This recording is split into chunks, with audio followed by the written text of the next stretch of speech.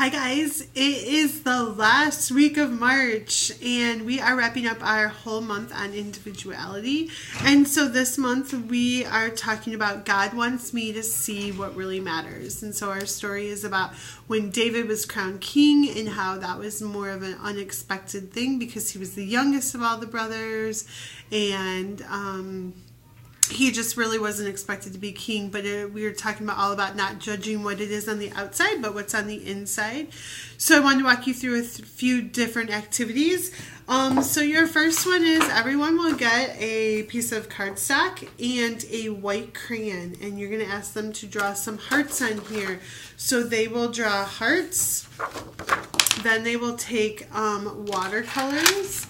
So you will have to get prepped for this. So they will have watercolors and they will paint the page. As they are painting the page, then their hearts will appear.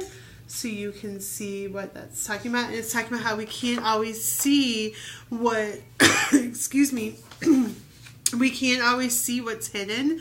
And so we don't always know people's hearts. And so sometimes we have to look for them a little bit. And just talking about God wants us to take the time to get to know someone to see what their heart is all about. And so it's just really emphasizing to get to know what people really desire and how what we are inside really does show through in the way that we present ourselves.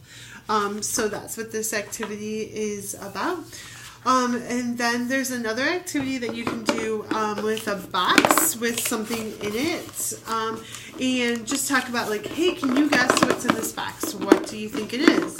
How would you be able to tell what was in this box? Maybe if there was a picture on the outside, if it was open to the outside, and there's some more things that you can do with this activity that you'll have time that you can look at. But the idea is to process that we don't always know what's inside a person's heart. Again, re-emphasizing all of that.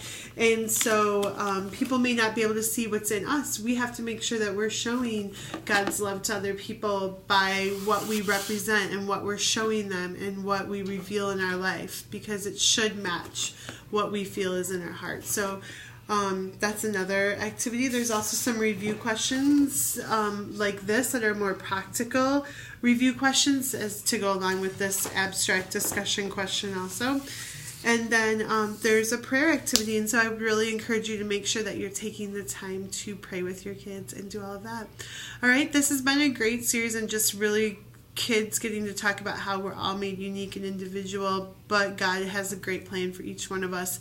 So make sure that you're using your time wisely during small groups. Thank you guys for all that you do. I know some weeks small groups go great and you leave here feeling fulfilled and refreshed, and some weeks there's a struggle, and that's normal and that's okay, and that doesn't mean that God's not working in these kids' lives. So keep doing what you're doing, be prepared for your small group, and we'll keep moving forward together. And I'm just so grateful for each one of you guys and that you're part of the team. So I will see you soon. Have a great rest of the week.